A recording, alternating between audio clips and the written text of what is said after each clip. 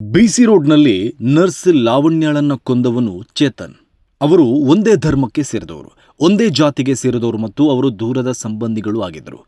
ಆದರೂ ಈ ಕೊಲೆ ಪ್ರಕರಣದಲ್ಲಿ ರಾಜಕೀಯ ಮಾಡುವ ಮತ್ತು ಕೋಮು ವೈಷಮ್ಯ ಮೂಡಿಸುವ ಪ್ರಯತ್ನ ಮೆಲ್ಲನೆ ನಡೆದಿದೆ. ಇದೇ ನೋಡಿ ಕರಾವಳಿಯ ನಿಜವಾದ ಸಮಸ್ಯೆ. ಲಾವಣ್ಯಾಳನ್ನ ಕೊಂದವನು ಚೇತನ್ ಅನ್ನೋದು ಕೆಲವೇ ನಿಮಿಷಗಳಲ್ಲಿ ಇಡೀ ನಾಡಿಗೆ ಗೊತ್ತಾಗಿತ್ತು. ಚೇತನ್ ಕೊಚ್ಚಿ ಓಡುವ ದೃಶ್ಯ ಕ್ಯಾಮೆರಾದಲ್ಲಿ ಸೆರೆಯಾಗಿತ್ತು. ಒನ್ ವೇ ಲವ್ ಈ ಕೃತ್ಯಕ್ಕೆ ಕಾರಣ ಅಂತ ಪೊಲೀಸರ ಪ್ರಾಥಮಿಕ ತನಿಖೆಯಲ್ಲಿ ತಿಳಿದು ಬಂದಿತ್ತು. ಈ ಪ್ರಕರಣದಲ್ಲಿ ಬೇರೆಯವರ ಮೇಲೆ ಅನುಮಾನ ಪಡುವಂಥದ್ದು ಏನೂ ಇರಲಿಲ್ಲ.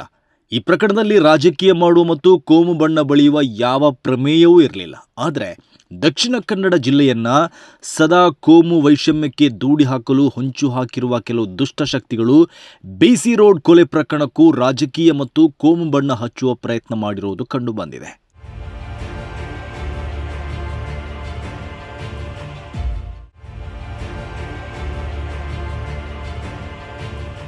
ಒಬ್ಬಾತ ಪತ್ರಕರ್ತನ ಸೋಗಿನಲ್ಲಿದ್ದು ಕೋಮುವಾದ ಮಾಡುವವನು, ಮತ್ತೊಬ್ಬ ಕಾರ್ಡ್ ಹೆಸರಲ್ಲಿ ಕೋಮು ದ್ವೇಷ ಹಂಚುವವನು.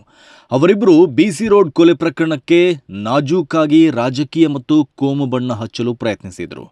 ಆ ರೈಟ್ ವಿಂಗ್ ಪತ್ರಕರ್ತ ಟ್ವೀಟ್ ಮಾಡಿ ಕೊಲೆ ಮಾಡಿರುವ ಯುವಕನ ಪ್ಯಾಂಟ್ ಮೊಣಕಾಲಿನ ಮೇಲಕ್ಕಿತ್ತು ಅಂತ ಗೀಚಿದ್ದಾನೆ. ತಾನು ಕೊಲೆ ಮಾಡಿ ಬಂಧನವಾದರೂ ಕಾಂಗ್ರೆಸ್ ಸರ್ಕಾರ ಆತನ ಮೇಲಿನ ಪ್ರಕರಣವನ್ನು ಹಿಂಪಡೆಯುತ್ತೆ ಅಂತ ಆತ ಭಾವಿಸಿದ್ದಾನೆ ಅಂತ ಬರೆದಿದ್ದಾನೆ. ಈ ಎರಡು ಸಾಲುಗಳಲ್ಲಿ ಆತನ ಕೋಮು ವೈಷಮ್ಯ ಎದ್ದು ಕಂಡಿದೆ. ಅದರ ಜೊತೆ RSS ಅನ್ನು ಶೀಘ್ರವೇ ನೋಂದಾಯಿಸಲಾಗುತ್ತೆ ಎಂಬ ಆಶಯವನ್ನು ವ್ಯಕ್ತಪಡಿಸಲಾಗಿದೆ ಅಂತ ಬರೆದು ಆ ಕೊಲೆ ಪ್ರಕರಣಕ್ಕೆ ರಾಜಕೀಯ ಬಣ್ಣವನ್ನು ಬಳಿದಿದ್ದಾನೆ. ಇನ್ನೊಬ್ಬ ಕಾರ್ಡ್ ಹಂಚಿ ಅದರಲ್ಲಿ ಕೋಮು ರಾಜಕೀಯ ಬೇಳೆ ಬೇಯಿಸಿಕೊಳ್ಳುವ ಪ್ರಯತ್ನ ಮಾಡಿದ್ದ. ಅದರಲ್ಲಾತ ಬಿಸಿ ರೋಡ್ನಲ್ಲಿ ಹಿಂದೂ ಯುವತಿಯ ಕೊಲೆ ಅಂತ ಬರೆದಿದ್ದ. ಆದರೆ ಕೊಲೆ ಮಾಡಿದ ಯುವಕನ ಧರ್ಮವನ್ನು ಬರೆಯಲು ಆತ ಮರೆತಿದ್ದಾನೆ. ಇದು ಆತನ ಜಾಣ ಮರೆವು ಮತ್ತು ಕೋಮು ಆಟದ ಮರೆವು.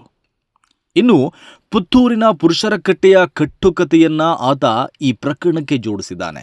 ಮಚ್ಚು ಹಿಡಿದು ರಸ್ತೆಯಲ್ಲಿ ಓಡಾಡುವವರಿಗೆ ಪುತ್ತೂರಿನ ಶಾಸಕ ಅಶೋಕ್ ರೈ ಬೆಂಬಲಿಸಿದ್ದಕ್ಕೆ ಈ ಕೃತ್ಯ ನಡೆದಿದೆ ಎಂಬ ಅರ್ಥ ಬರುವಂತೆ ಪೋಸ್ಟರ್ ಹಂಚಿಕೊಂಡಿದ್ದ.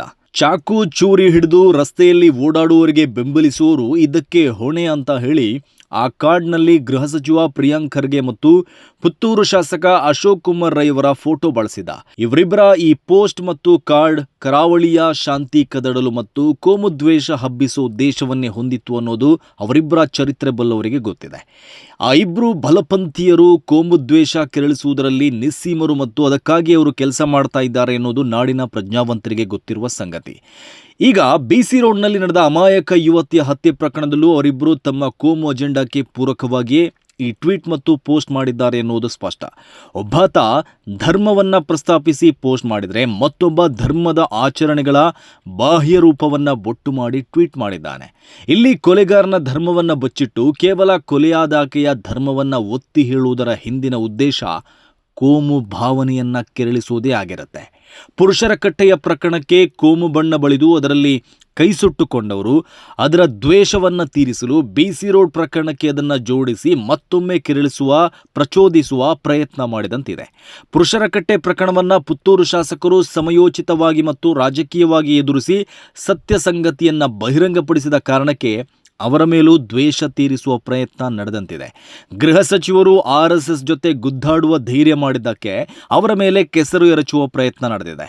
ಅದಕ್ಕಾಗಿ ಅವರು ಬಿಸಿ ರೋಡ್ ಪ್ರಕರಣವನ್ನು ತಮಗೆ ಬೇಕಾದಂತೆ ಬಳಸಿಕೊಂಡು ಕೋಮು ರಾಜಕೀಯದಾಟ ಆಡಲು ನೋಡಿದ್ದಾರೆ.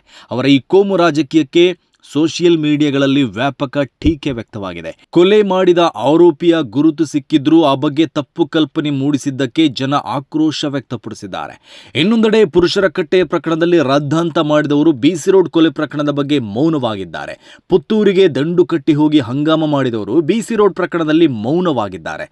ಕಾನೂನು ತನ್ನದೇ ಕ್ರಮ ಕೈಗೊಳ್ಳಲಿ ಅಂತ ಪ್ರವಚನ ನೀಡ್ತಾ ಇದ್ದಾರೆ. ಈ ದೇಶ ಕಾನೂನು ಪ್ರಕಾರ ನಡೀತಾ ಇದ್ದು ಕಾನೂನು ತನ್ನದೇ ಆದ ಕ್ರಮಗಳನ್ನು ಕೈಗೊಳ್ಳುತ್ತೆ ಅನ್ನೋದು ಇವರಿಗೆ ಪುರುಷರ ಕಟ್ಟೆ ಪ್ರಕರಣದ ನಡೆದಾಗ್ಲೂ ಗೊತ್ತಿರಬೇಕಾಗಿತ್ತು.